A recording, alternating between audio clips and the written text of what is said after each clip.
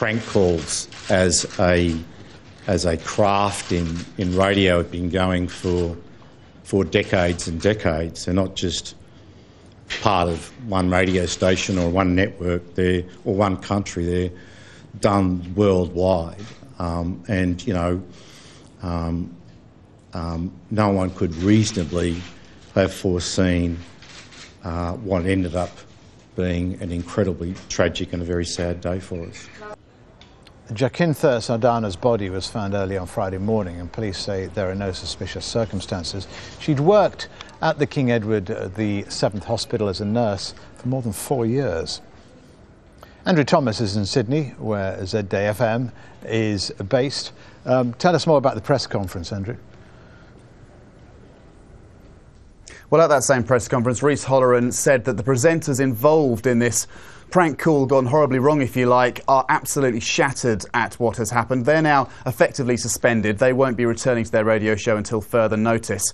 Meanwhile, the radio station is losing its advertisers. A major supermarket chain here in Australia has said it's going to withdraw all its advertising from the radio station. Australia's main telecom company has done the same thing. So there's a financial cost to this that's already being felt.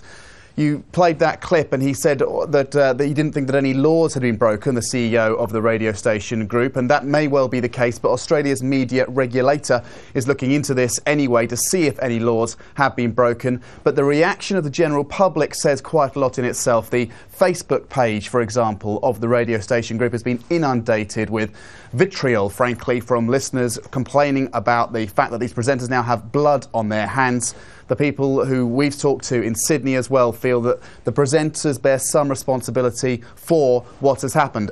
Having said all of that, of course, these presenters were only making what they felt was a joke phone call. Of course, it wasn't supposed to have consequences, anything like this. And the CEO of the radio station group has said that he's now offering counselling to those presenters. He's saying prank calls, as you heard in that clip, have gone on radio in Australia and right around the world for many, many years. It's never supposed, of course, to end up this way. So now their attention is on offering support for those presenters. The irony. Yeah, indeed, Andrew. I mean, it is a very competitive market, the breakfast radio, isn't it, in Australia? And this is not uncommon, these kind of prank telephone calls.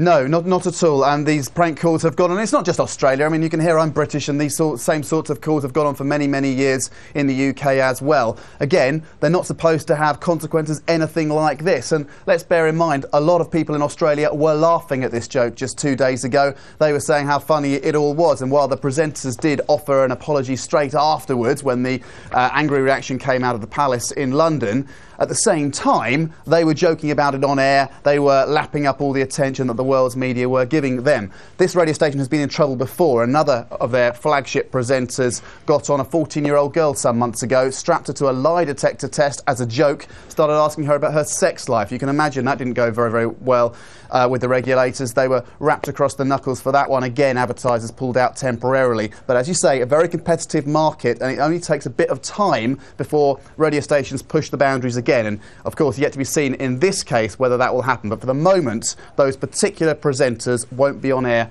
for the time being. OK, Andrew Thomas in Sydney, thank you.